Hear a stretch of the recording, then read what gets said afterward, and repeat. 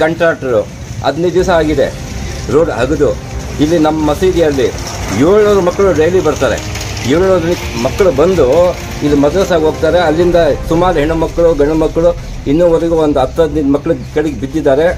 ಹಿಂದುಗಡೆ ಆ ಕಡೆ ಸಗೀರ್ ಅಹಮದ್ ಅಂತ ಹೇಳ್ಬಿಟ್ಟು ಮೊನ್ನೆ ತೀರ್ಕೊಂಡಿದ್ದ ತಕ್ಷಣ ಅಲ್ಲಿಂದ ಬಾಡಿ ಬಂದಿದೆ ಇಟಿಸಮಿಂದ.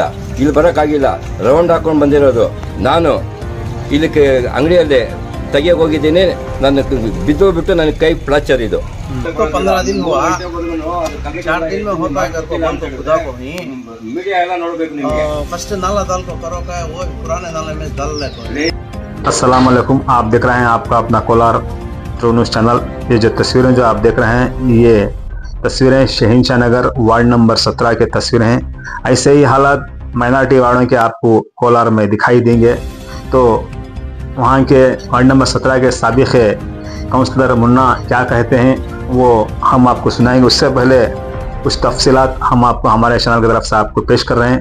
तो शहर कोलार की हर माइनॉरिटी वार्ड रोडों की हालत बहुत बिगड़ चुकी थी। इसको देखते हुए कोलार शहर के सभी वार्डों के काउंसलर मिलकर, खासकर माइनॉरिटी वार्डों के काउंसलर मिलकर एमएलए को कहा कि माइनॉरिटी वार्डों की हालत बहुत खस्ता हालत हो चुकी है, रोडें ठीक नहीं हैं, पानी जाने के लिए नाले चरंडी ठीक नहीं है। तो एमएलए वार्डों का दौरा किया और कत्तूर मंजुनाथ एमएलए वार्डों का दौरा किया और कर्नाटक के सीएम सिद्धारामैया को कहकर खासकर कोलार शहर के माइनॉरिटी वार्डों को करोड़ों रुपयों का फंड जारी किया और थोड़ा बहुत काम भी शुरू किया गया और बहुत सारे वार्डों में अभी काम बाकी है।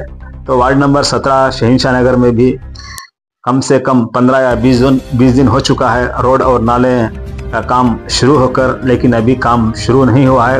नाले और रोडों खोद कर छोड़ दिया गया है। वहाँ के काउंसलर के शोहर शामिर पाशा भी इस काम से नाराज़ हैं और वहाँ की अवाम भी नाराज़ है। और जब भी यहाँ के एक्स काउंसलर मुन्ना और यहाँ के प्रेजेंट काउंसलर के शोहर शामिर कंट्राक्टर को फ़ोन करते हैं तो वो कुछ ना कुछ बहाना बनाकर दिन ब दिन इस वार्ड को काम करने से टाल रहा है।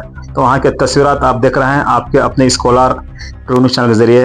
यहाँ के एमएलए कत्तूर मंजुनाथ ने कोलार के माइनॉरिटी वार्डों को डेवलपमेंट करने के लिए करोड़ों का फंड लाकर कोलार को पेश कर रहे हैं। तो यहाँ के कंट्रैक्टर कुछ खपला करने के लिए ये चाल चली जा रही है। तो ऐसा होने से कोलार के एमएलए की और कमिश्नर की और काउंसलरों की इज्जत बाकी नहीं रहेगी। तो जल्द अज जल्द हम हमारे चैनल की तरफ से एमएलए और काउंसलर्स को ये कह रहे हैं कि जल्द अज जल्द काम मुकम्मल करें। तो चलिए इस वार्ड के साबिक़ काउंसलर मुन्ना क्या कहते हैं उन्हीं की ज़ुबानी से जो उन्होंने अखबारी नुमाइंदों को बता रहे हैं, आप सुन सकते हैं आपके अपने इस कोलार ट्रू न्यूज़ चैनल के जरिए। ಸಾಹೇಬ್ರೆ, ಅತಿ ಹೆಚ್ಚು ನಾನು 92ರಿಂದ ನಾನು ನಗರಸಭೆಗೆ ಬರ್ತಾ ಇದ್ದೀನಿ, ಹೋಗ್ತಾ ಇದ್ದೀನಿ. ಪರಿಸ್ಥಿತಿ ಎಲ್ಲ ಗೊತ್ತಿದೆ ನನಗೆ. ಒಂದು ಬೇಕಾದಷ್ಟು ಶಾಸಕರಾದರೂ ಈ ಇದರಲ್ಲಿ ಮೈನಾರಿಟೀಸ್ ಫಂಡ್ ಅಂತ ಹೇಳಿದ್ರೆ ಅತಿ ಹೆಚ್ಚಿಗೆ ಮುಖ್ಯಮಂತ್ರಿಗಳು ಸಿದ್ದರಾಮಯ್ಯ ಅವರು ಕೊಟ್ಟಿರೋದು. ಅತಿ ಹೆಚ್ಚಿಗೆ ಕೆಲಸ ಮಾಡ್ತಿರೋದು ಕೊತ್ತೂರು ಮಂಜುನಾಥ್ ಅವರು, ನಸೀರ್ ಅಹಮದ್ ಸಾಹೇಬರು, MLC ಅನಿಲ್ ಕುಮಾರ್ ಅವರು, ಇವರೆಲ್ಲರೂ ಕಷ್ಟಪಡ್ತಿದ್ದಾರೆ. ಕಷ್ಟಪಟ್ಟುವೆ ವಿಧಾನಸೌಧದಲ್ಲಿ ಗಲಾಟೆ ಮಾಡಿ ಕೆಲಸ ಮಾಡಿಸೋವರೆಗೂ ಗೊತ್ತಿದೆ. ಈ ಕಾಂಟ್ರಾಕ್ಟರು 15 ದಿವಸ ಆಗಿದೆ ರೋಡ್ ಅಗದು. ಇಲ್ಲಿ ನಮ್ಮ ಮಸೀದಿಯಲ್ಲಿ 700 ಮಕ್ಕಳು ಡೈಲಿ ಬರ್ತಾರೆ. 700 ಮಕ್ಕಳು ಬಂದು ಇಲ್ಲಿ ಮದ್ರಸಾಗೆ ಹೋಗ್ತಾರೆ. ಅಲ್ಲಿಂದ ಸುಮಾರು ಹೆಣ್ಣು ಮಕ್ಕಳು ಗಂಡು ಮಕ್ಕಳು ಇನ್ನೂವರೆಗೂ ಒಂದು 10-15 ಮಕ್ಕಳು ಕಡೆಗೆ ಬಿದ್ದಿದ್ದಾರೆ. ಹಿಂದುಗಡೆ ಆ ಕಡೆ ಸಗೀರ್ ಅಹಮದ್ ಅಂತ ಹೇಳ್ಬಿಟ್ಟು ಮೊನ್ನೆ ತೀರ್ಕೊಂಡಿದ್ದ ತಕ್ಷಣ ಅಲ್ಲಿಂದ ಬಾಡಿ ಬಂದಿದೆ ಇಟಿಸಮಿಂದ. ಇಲ್ಲಿ ಬರೋಕ್ಕಾಗಿಲ್ಲ, ರೌಂಡ್ ಹಾಕೊಂಡು ಬಂದಿರೋದು. ನಾನು ಇಲ್ಲಿಗೆ ಅಂಗಡಿಯಲ್ಲಿ ತೆಗಿಯೋಕೆ ಹೋಗಿದ್ದೀನಿ, ನನ್ನ ಬಿದ್ದು ನನಗೆ ಕೈ ಫ್ರಾಕ್ಚರ್ ಇದು. ಎಷ್ಟು ಹೇಳಿದ್ರು ಯಾವುದು ಕ್ರಮ ತಗೊಳ್ತಾ ಇಲ್ಲ. ಆಂಬುಲೆನ್ಸ್ ಯಾಕೆ ಬಂದಿಲ್ಲ ಅಂತ ಹೇಳಿದ್ರೆ ನೋಡಿ, ಆ ಗಡ್ಡೆಗಳಿದೆಯಲ್ಲ ಅಲ್ಲಿ ಗಡ್ಡೆಗಳಿದೆ, ರೋಡ್ ಬ್ಲಾಕು, ಆ ಸ್ಲಾಬ್ ಎಲ್ಲ ಕಿತ್ತಾಕಿದ್ದಾರೆ. ಹಿಂದ್ಗಡೆ ಹೋಗ್ಬಿಟ್ಟು ರೌಂಡ್ ಹಾಕೊಂಡು ಮತ್ತೆ ಅಲ್ಲಿ ಹೋಗಿರೋದು. ಶವ ಎತ್ಕೊಂಬರಕ್ಕೆ ನಮ್ಮ ಕೈಯಲ್ಲಿ ಜಾಗ ಇಲ್ಲ, ಅಷ್ಟೊಂದು ಪರಿಸ್ಥಿತಿ ಕೆಟ್ಟಿದೆ. ಕಾಂಟ್ರಾಕ್ಟರು ಕೆಲಸ ಮಾಡೋದವರು ಯಾರೇ ಆಗಿರ್ಬೋದು, ಕೆಲಸ ಮಾಡಿದ ಮೇಲೆ ನಾಳಿದ್ದು ಕೆಲಸ ಆಗುತ್ತೆ ಅಂತ ಹೇಳಿದ್ರೆ ಆ ಟೈಮಲ್ಲಿ ಅಗಿಬೇಕು, ಇದು ಮಾಡಬೇಕು.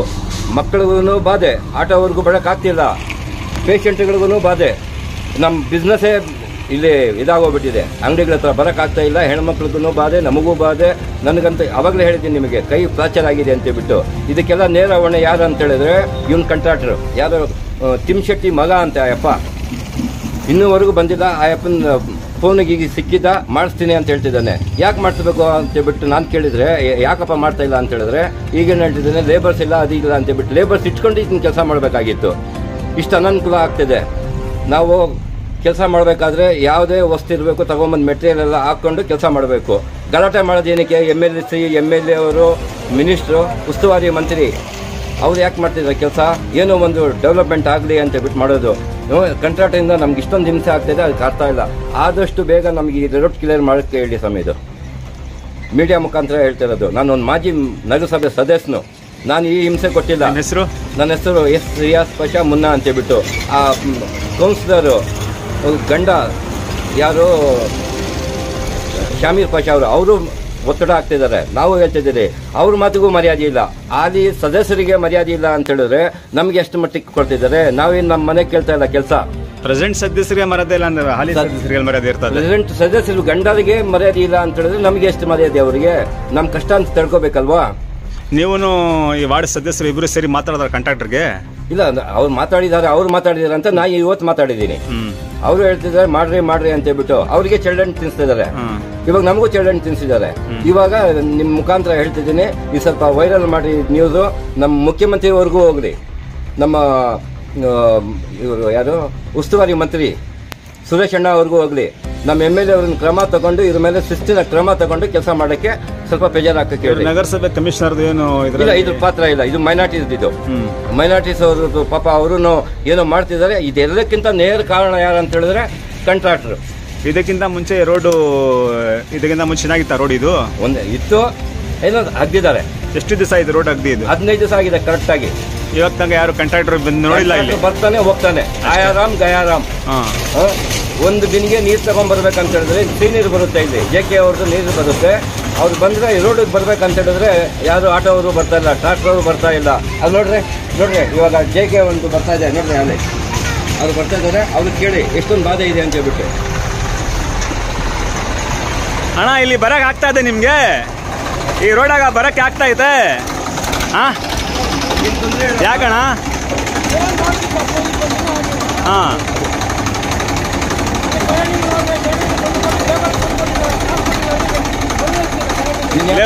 ಲೇಬರ್ ಕೊಟ್ಟಿಲ್ಲ ಅಂತ ನಿಮ್ಗೆ ವ್ಯಾಪಾರ ಆಗ್ತಾ ಇಲ್ಲ, ಹೋಗಕ್ ಆಗ್ತಾ ಇಲ್ಲ ಟ್ರ್ಯಾಕ್ಟ್ರು.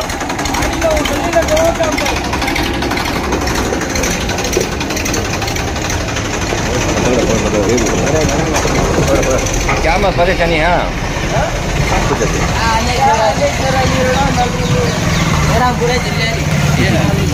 चार दिन में कर दूंगा बोल को 15-20 दिन भाई कहाँ से भी 7 ಮಕ್ಕಳು ನಮ್ಮಲ್ಲಿ ಇಲ್ಲಿ ಓದ್ತಾ ಇದ್ದಾರೆ. ಹೆಣ್ಮಕ್ಳು ನೇರವಾಗಿ ಹೇಳ್ತಿದ್ದೀನಿ, ನಾನು ಸುಮ್ಮನೆ 15 दिन हुआ, 4 दिन में होता है घर को बोल को खुदा को ही मीडिया ಎಲ್ಲ ನೋಡಬೇಕು ನಿಮಗೆ. फर्स्ट नाला डाल को करो का वो पुराने नाले में डाल ले तो क्या होता है नाला पर को रोड को आता है. मदरसे में 600 बच्चे आती हैं, 600 बच्चे आपको पढ़ती हैं ना, गिर जा रही भाई कहाँ से भी बच्चे लगा को बच्चे गिर गए थे. बेच उठा को ही खुद डाल को चलेगी. घर में कल तक जाना का ऑटो को बुलाए तो ऑटो नहीं आनी, खुद डाल रही तो बोल आने जाने गाड़ियाँ हमें भी गिर जा रही. 4 दिन में होता है काउंसलर उन्हें फोन किया आया तो जैसे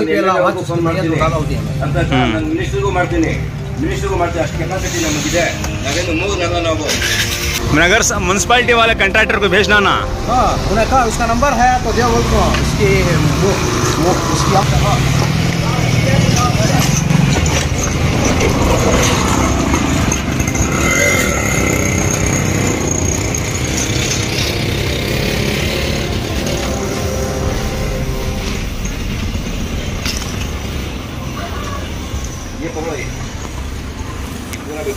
कंट्रैक्टर को भी बात करिए. वो मस्जिद का गेट खुला पकड़ो, वो भी उठा भी पकड़ो एक उठा.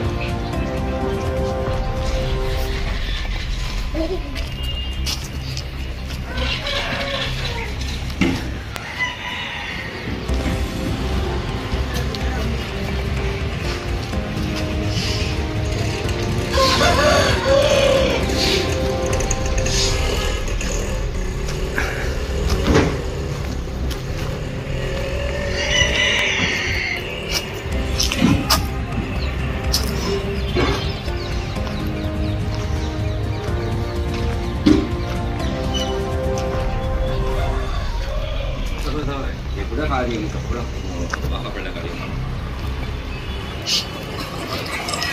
पढ़ो पढ़ो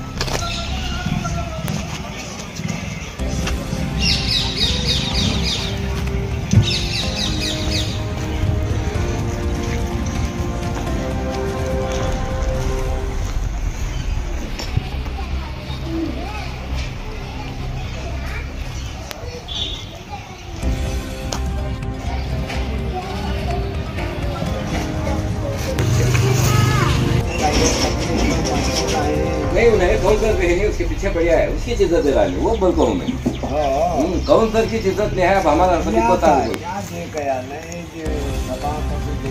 अच्छा उधर वार्निंग क्या बोला 4 टका ये रोलर नहीं कर तो बहुत वाहा पड़ता तो वो बोलियो कंट्राक्टर को फोन करता